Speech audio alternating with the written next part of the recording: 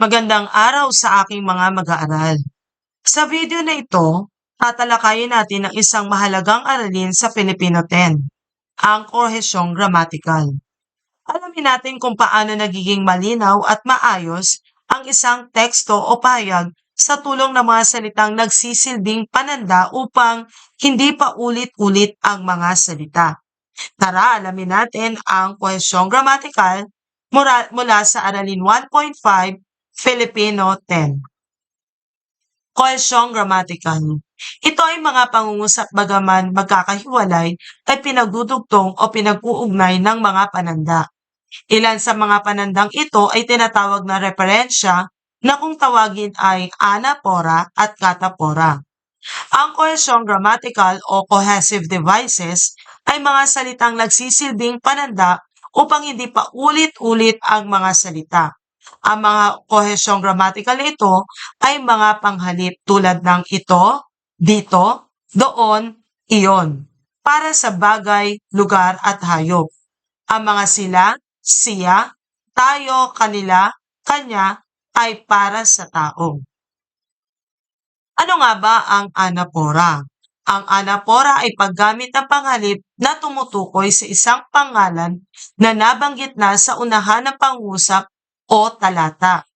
Mga panghalip na ginagamit sa hulihan bilang panimula sa pinalitang pangalan sa unahan ng pangungusap.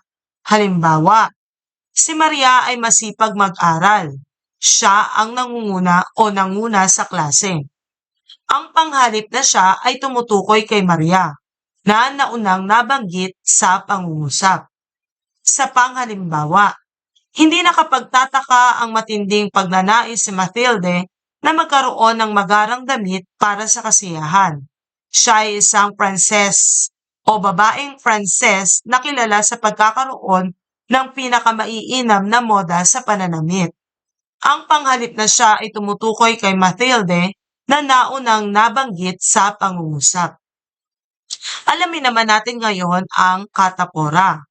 Ang katapora ay paggamit ng panghalip na tumutukoy sa isang pangalan na mababanggit pa lang sa hulihan ng pangungusap. Mga panghalip na ginagamit sa unahan bilang pananda sa pinalitang pangalan sa hulihan ng pangungusap. Halimbawa nito ay, siya ay isang huwarang mamamayan. Ang tinutukoy ko ay si Jose. Ang panghalip na siya ay tumutukoy kay Jose na mababanggit pa lang sa dulo ng pangungusap. Sila ay sopistikado kung manumit. Mahilig din sila sa masasarap na pagkain at alak. Ang mga taga-France ay masayahin at mahilig dumalo sa mga kasayahan. Ang panghalip na sila ay tumutukoy sa France na mababanggit pa lang sa dulo ng pangungusap. Ano nga ba ang kahalagahan nito?